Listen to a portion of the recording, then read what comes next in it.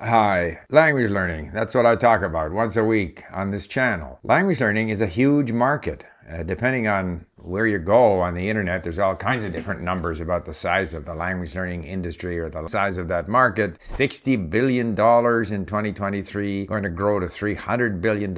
People spend a lot of money on language learning. That means a lot of people want to learn languages. A lot of people, depending on where they are and the number of other circumstances, aren't so very successful. I was going to mention, by the way, speaking of language learning, my buddy Luca Lamporiello, who wrote this great book that he sent me and I read through it, he and I are going to have a discussion where we're going to talk about language learning because it's something that we're both very interested in. But in my last video, I talked about how people in Japan were suddenly saying, our results in our tests of English are poorer than they have been, and TOEIC, for example, Japan is well down the list. And I pointed out that it's not very different in Canada when it comes to English-speaking Canadians and their ability to speak French, even though it's an official language in Canada. And the reasons have to do with motivation and with the way the language is taught and so forth and so on. So I thought I would come up with what I would call my 7 stops, how to go about changing the way we approach language learning so that we can finally get some results.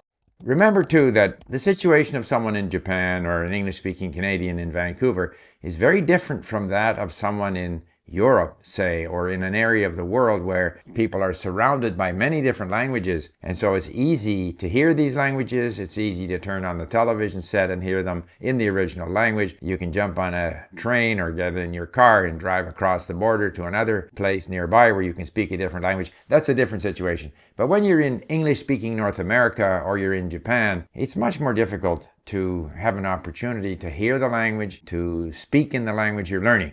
So, what should the approach be? So I want to talk about some things I thought of initially for the situation in Japan, which I know well because I lived there for 9 years. But I then realized that these things apply generally because we all have the same brain, basically. Now, obviously, our native language conditions our brain in a certain way. If we read Chinese characters or if we read a language like English, where the relationship between the letters and the sounds is not so obvious, generally kids take longer to learn to read, whereas in languages like Turkish, which I recently was involved with, or Spanish, it's a one-to-one relationship. So there are differences in the way the brain deals with these languages, but the basic principles are the same.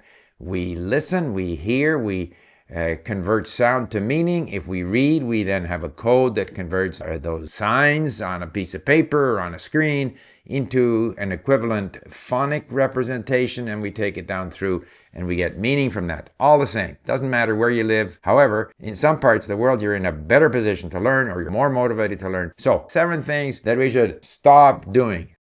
Number 1, stop taking tests. And I say this in particular with reference to Japan, where the TOEIC or IELTS, these are enormous industries. People take the tests far too often. They have poor results. I see no benefit in taking a test that proves that you're very weak in the language. And yet these tests become the overwhelming sort of objective of language instruction, to pass the test. And even within many language textbooks, we're constantly being tested. And this is essentially wrong. And there's all kinds of evidence, both anecdotal and research, that shows that where people expose themselves to just a massive flow of the language input, listening, reading, building up those habits in the brain. In Japanese, we would say nare, getting used to the language. That's far more effective than trying to focus in on, testing you for your results, because ultimately the testing saps your confidence. It makes you nervous about the language, and it really doesn't tell you anything. If you have a large vocabulary and you have lots of experience with the language, you will eventually be able to produce the language. The only test I ever took for a language was, other than my French at school, the British Foreign Service exam for Mandarin Chinese, because my employer, the Canadian government, required that of me. But all the other languages, I have never taken a test, and I have no interest in taking a test, not in Spanish, not in Chinese, or Korean, or anything else.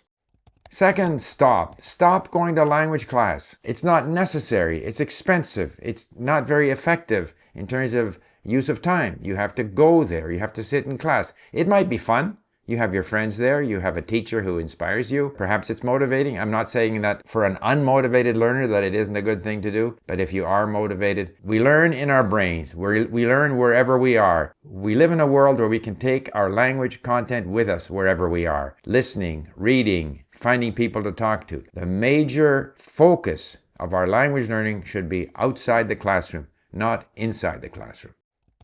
Number 3, and again, I thought of this with specific reference to Japan, but it applies to all of us. Stop connecting the way your writing system is pronounced to the pronunciation of the language you're learning.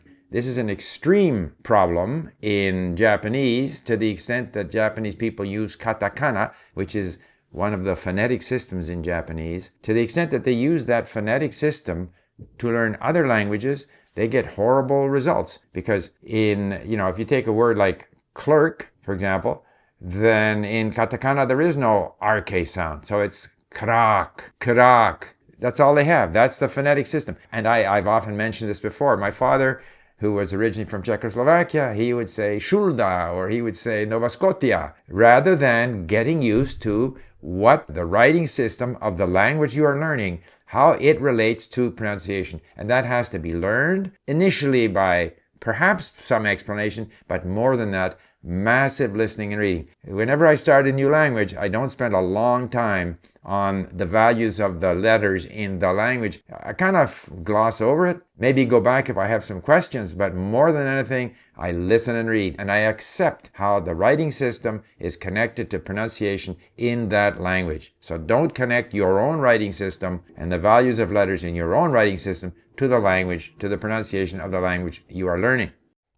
So next, stop obsessing over grammar. Stop obsessing over the details of the language, especially at an early stage of your adventure in learning a new language. A lot of these grammar explanations, you won't be able to remember them. You won't be able to apply them. You don't even understand them until you've had enough experience with the language. Treat grammar as additional, side commentary on the language, but that's not where you're going to learn the language. And particularly, don't worry about being tested on it. Get it wrong, it doesn't matter. You need so much exposure to the language before it starts to become a part of you. Number 5.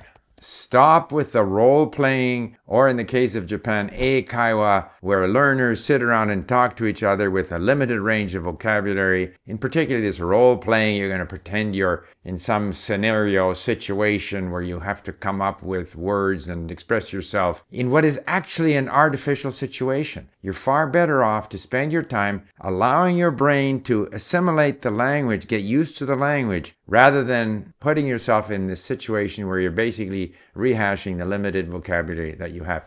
Next thing, again, particularly in Japan, but even here in North America, stop feeling badly about what you can't do. Great panic in Japan. Oh, our performance, 63% of kids, middle school kids, can't speak English. Of course they can't speak English. They have no opportunity to speak English. Of course they're not going to speak English. They have to get used to English. English, which has, compared to Japanese, different word order, very little in the way of common vocabulary. They have to get a lot of that language in them. And so obsessing over your inability to retrieve words, to understand words, all of that is self-defeating. You need confidence. You need to enjoy the language. So stop beating yourself up over things that you can't do in the language. Focus instead on things that you can do in the language. And particularly if you find ways to enjoy the language, that's where your focus should be.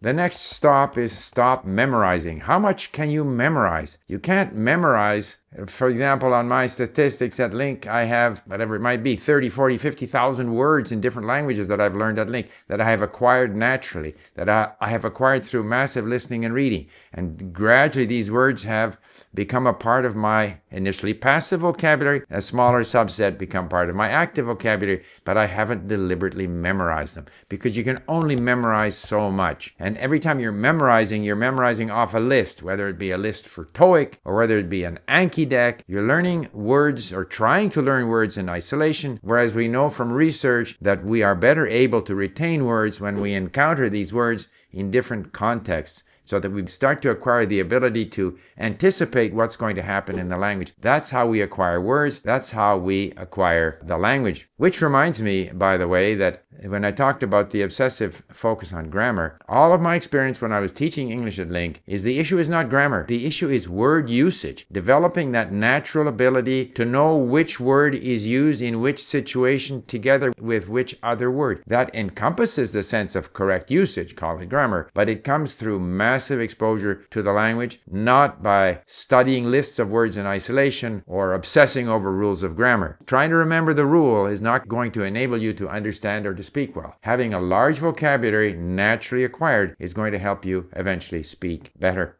So with all of these stops, what should we start doing? Here, I was very gratified to see there are a number of articles on the internet about the power of extensive reading. Extensive reading as opposed to intensive reading. There's far too much emphasis on intensive reading. In other words, analyzing what you read, trying to infer what you read, analyzing it for grammar, teachers who are trying to teach you critical thinking, all of this focusing in, dwelling with great intensity on small bits of reading, to my mind, in fact, the experience has demonstrated this, is not as effective as allowing readers and learners to choose what to read and listen to. I definitely would combine both the reading and the listening because they are very much connected in our brains, and combining the two helps us connect the sound with the way the word is written. And if we focus on imbibing as much of the language as possible, allowing learners great discovery, extensive reading, let the learner choose what to read. That's like, wow, of course the learner should choose what to read. It shouldn't be up to the teacher to dictate. Far too often, teachers who assign reading, especially in ESL, but not only, they tend to bring in subjects of interest to them, social justice issues or environmental issues or things like this, which are maybe wonderful in and of themselves, but may not be what the learner is interested in. Let the learner choose what to read and listen to. And therefore, for example, if learners are learning English, they needn't only learn from, say, American culture or UK culture. They can learn about German culture or Chinese culture in English. In other words, English is such an international language. People should be using material that's of interest to them. It doesn't have to connect to the country of origin. That's in the case of English, although that might still be preferred by most learners. Fine. But if the learner prefers other kinds of material, they should be encouraged to use that kind of material of interest to them. And by extension, and I'm looking at the example of Canada, rather than forcing everyone to learn French because it's an official language, or in the case of Japan, forcing everyone to learn English because it's the language of international communication, maybe we just let people choose the language they want to learn. And that's much more possible. Today we have 50 languages at Link. They are all learned the same way at Link. Choose the language you're interested in. If you are motivated to learn that language, you want to go to that country, or you want to connect with that language, then do that. Because anyone who learns one second language, third language, will have an easier time eventually of learning other languages. So if the goal, for example, in Canada is for English speakers to learn French, if that English speaker starts by learning Chinese or Spanish, eventually they'll have an easier time learning French. Similarly, say in Japan, if a Japanese learner is more interested in Korean or Chinese or Indonesian, and they learn that language, when they go back to their English learning, because for whatever reason they're more motivated to do that, they will also have a better time and an easier time learning that language. So there you have it, my shock treatment, 7 stops and 1 start when it comes to language learning. Bye for now.